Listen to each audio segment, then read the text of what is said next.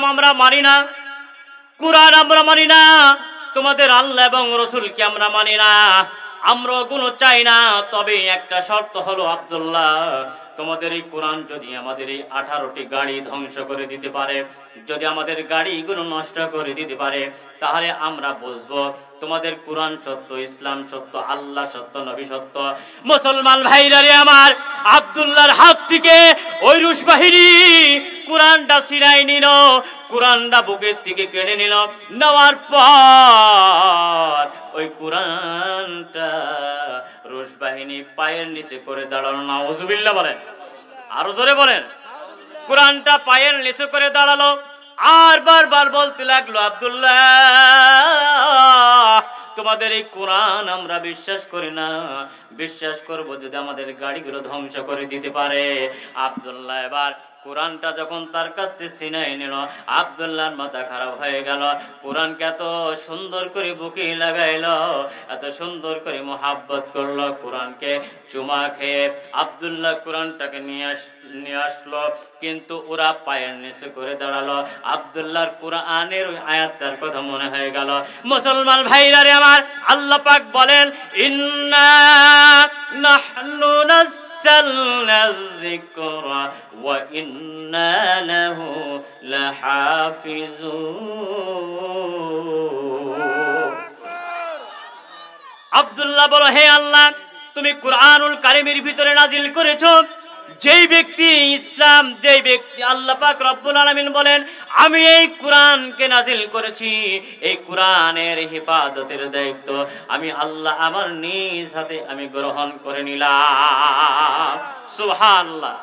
কোরআন এমন একটা কিতাব, এমন একটা সম্মানিত কিতাব, এই কিতাব যারাই সম্মান করেছে আল্লাহ পাক তাদেরকে সম্মানিত করে দিয়েছে। সুবহানাল্লাহ। মুসলমান ভাইরা রে আমার, সময় অনেক কম, সময় বেশি নাই, অল্প সময়ের জন্যই কথা বলবো। মুসলমান ভাইরা রে আমার, জিকির করুন লা ইলাহা, হ্যাঁ সমস্যা নাই, সমস্যা নাই, লা ইলাহা ইল্লাল্লাহু মুহাম্মাদুর রাসূলুল্লাহ। মুসলমান ভাইরা রে আমার, কোরআনের হাফেজ কি শুধু ছেলেরাই হয় না, মেয়েরাও হয়? মেয়েরাও হয়, ঠিক কিনা? আমাদের এখানে যেহেতু মা বোনেরা আসছে, হ্যাঁ, মা বোনদের কথাও কিছু বলতে হয়। মা বোনেরা, নামাজ যেমন 5 ওয়াক্ত ফরজ, পর্দাও কিন্তু ফরজ, ঠিক কিনা? পর্দা ফরজ কিনা? মা বোনেরা মনে করে নামাজই ফরজ, পর্দা ফরজ না, পর্দা অনেকে করতেই চায় না, ঠিক কিনা? অথচ আমি কিছুদিন আগে একটা নিউজ পড়লাম, মিশরের একজন কোরআনের হাফেজা মেয়ে, মিশরের কোরআনের হাফেজা মেয়ে, গরিব ঘরের মেয়ে, তার বাবা বাজার থেকে এরকম ভাবে কাঠ বিক্রি করে নিয়ে এসে সংসার চালাতো। মাঠের ভিতরে যাইতো, বাগানে যে কাঠ এরকম কেটে নিয়ে এসে বাজারে বিক্রি করে সংসার চালাতো, গরিব মানুষ। একদিন হঠাৎ করে এই লোকটার অসুস্থ শরীরে এমন অসুস্থ জ্বর শুরু হয়েছে, লাকড়ি বিক্রি করতে যাবে এরকম সময় তার আর এরকম শক্তি তার নাই। হঠাৎ করে তার কলিজার টুকরা সন্তান মেয়েকে বলছে, মা, আজকে তুমি যদি এই কাঠগুলো বিক্রি না করো, আমাদের বাড়িতে আজকে খাবারের কিছু নাই, আমাদের না খেয়ে থাকতে হবে, তুমি একটু কাঠগুলো বিক্রি করে দিয়ে আসো। ওই কলিজার টুকরা সন্তান বলে, বাবা, তুমি না আমাকে মাদ্রাসায় পড়িয়ে কোরআনে হাফেজা বানিয়েছ, আমাকে বাজারে যখন তুমি লাকড়ি বিক্রি করতে দিবা, আমার পর্দা ঠিক থাকবে না, আমি বেপর্দার সঙ্গে বিক্রি করতে পারবো না।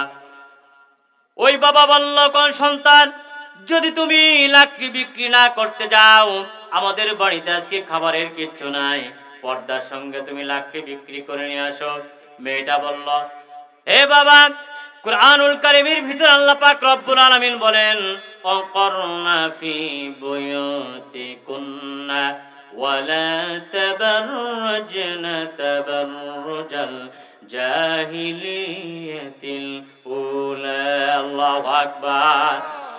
পর্দার কথা বলা হয়েছে, মা বোনদেরকে আল্লাহ পাক রব্বুল আলামিন ঘরের ভিতরে থাকবে, পর্দা করবে, প্রয়োজন ছাড়া তারা বাইরে বের হবে না, চাকরি বাকরি করবে, ব্যবসা বাণিজ্য করতে পারবে, কিন্তু শর্ত পর্দা, ঠিক কিনা?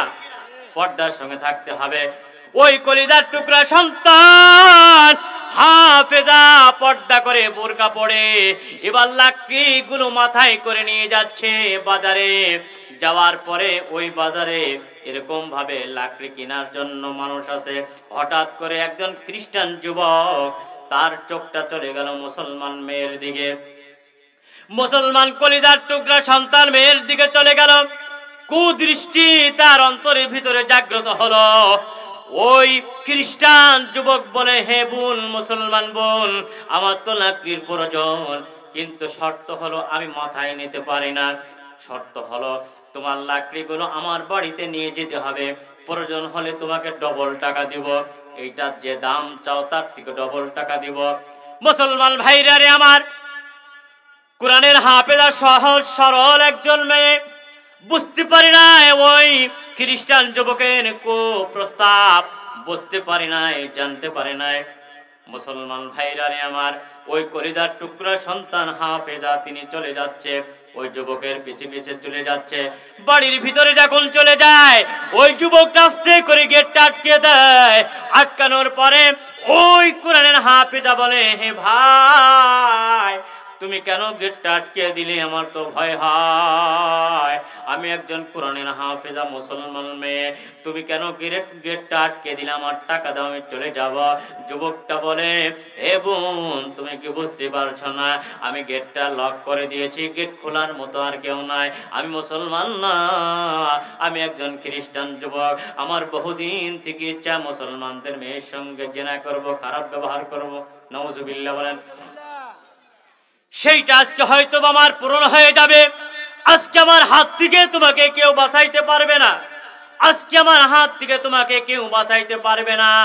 ওই মেয়েটার এরকম ভাবে বারবার যুবকটাকে বলছো, ভাই, আমার অন্তরের ভিতরে, কলিজার ভিতরে আল্লাহ পাকের কোরআন, আমার কোরআনের বেইজ্জতি করো না, আমার কোরআনের অসম্মানিত করো না, আমাকে ছেড়ে দাও। ওই যুবকটা বারবার নাসরবান্দা না ছাড়ে না, ছাড়ে না। যুবতী মেয়েটা মনে করলো, হায় হায়, ইউসুফ নবীর কথা মনে হয়ে গেল। ইউসুফ আলাইহিস সালামকে যখন জুলেখা এরকম ভাবে বিল্ডিং এর ভিতরে নামার পরে জানলা দরজাগুলো বন্ধ করে দিয়েছিল, বন্ধ করে দেওয়ার পরে জুলেখা প্রস্তাব দিল। ইউসুফ আলাইহিস সালাম প্রস্তাবে রাজি হচ্ছিল না। এমন সময় জানলা দরজা বন্ধ করে দিয়ে ইউসুফ আলাইহিস সালামের দিকে যখন ধাবিত হচ্ছিল, ইউসুফ আলাইহিস সালাম আল্লাহর কাছে চাইলো, আল্লাহ, সাহায্য করার মালিক তুমি, তুমি তো সবকিছুই দেখতেছ, আমাকে এরকম ভাবে আটকে রেখেছে, আমার তো কোনো ক্ষমতা নাই, শক্তি নাই। হে আল্লাহ, আমার ঈমানটা তুমি মজবুত করে দাও, আমি যেন জেনা না করে, ব্যভিচার না করে। ইউসুফ আলাইহিস সালাম যখন দরজার দিকে এরকম ভাবে দৌড় দিল, টাস টাস করে দরজাগুলো খুলে গিয়েছিল। সুবহানাল্লাহ, আরো জোরে বলুন। এই কোরআনের হাফেজার মনে হয়ে গেল, ইউসুফ নবী যখন জুলেখার হাত থেকে বাঁচতে পারে, যে আল্লাহ ইউসুফ নবীকে বাঁচিয়েছিল, ঈমানটাকে বাঁচিয়েছিল, সেই আল্লাহ তো এখনো আছে, আমার ঈমানটাও বাঁচিয়ে দিবে। ওই কলিজার টুকরা এই সন্তান কোরআনের হাফেজা আল্লাহু আকবার বলে নারা তাকবীর দিয়ে পাঁচতলা বিল্ডিং সিঁড়ি বেয়ে বেয়ে উপরে উঠতেছে। যুবকটা পিছপেট ধাওয়া করেছে, হে বোন, কোথায় যাবে তুমি? পাঁচতলার ছাদ থেকে তুমি আর যেতে পারবে না, অতএব তুমি দৌড় দিও না, আমার কাছে আসো, ধরা দাও, স্বেচ্ছায় তুমি ধরো দাও, তোমাকে ডবল ডবল টাকা দেব। আমার টাকার কোনো অভাব নাই, গাড়ি বাড়ির অভাব নাই, আমার ধন সম্পদের কোনো অভাব নাই, সবকিছু আছে, আমি সবকিছু দেব।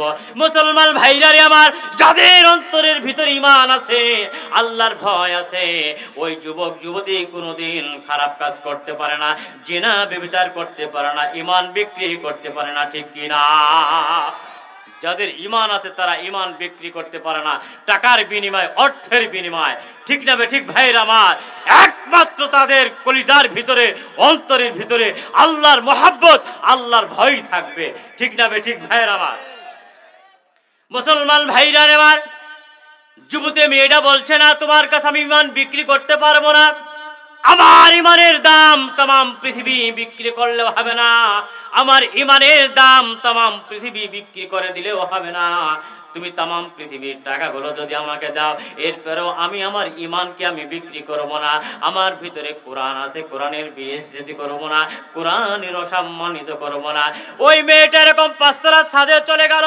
যাওয়ার পর পাঁচতলার ছাদ থেকে চিন্তা করছে, হায় হায়, আর তো কোনো যাওয়ার উপায় নাই। আমার মা বোনদেরকে আমি লক্ষ্য করে বলবো, মা বোনেরা, আপনারা আজকের থেকে ওয়াদা করবেন, 5